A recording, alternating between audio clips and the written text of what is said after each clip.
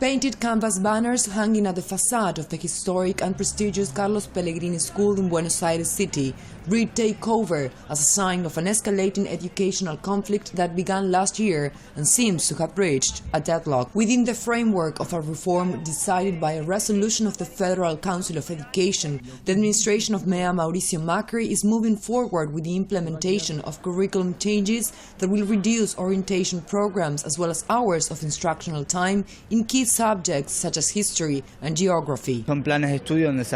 There are studying programs we have not consulted for. There is an academic devaluation. Contents are being cut out.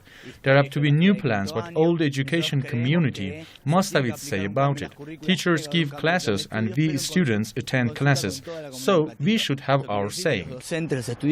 Only a month ahead, Argentinians hold general elections with seats at Buenos Aires legislature renewing. 7 high schools remain occupied.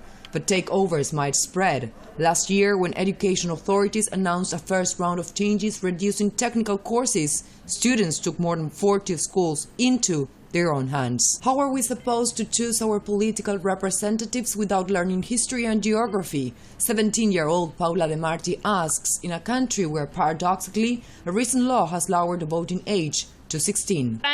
For us, this clearly means emptying public education, and it's only fueling the creation of cheap workforce. If your degree is devaluated, when you go for a job, you realize your degree is not good for.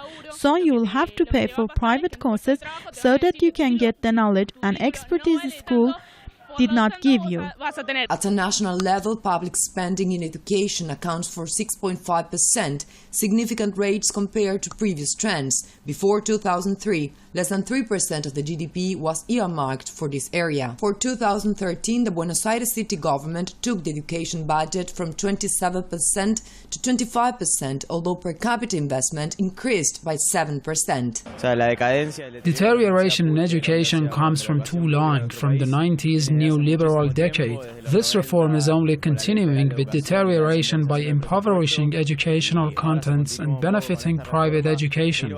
In many schools, there are also infrastructure problems. Many schools don't have heating. A major demonstration is expected to take place by the end of this week, with students rallying at both the national and local education ministries. The crisis between students and the government is fueling up, as both sides say they will not back down from their positions. The students also say their protest goes beyond any electoral scenario and that they are only seeking to defend public education.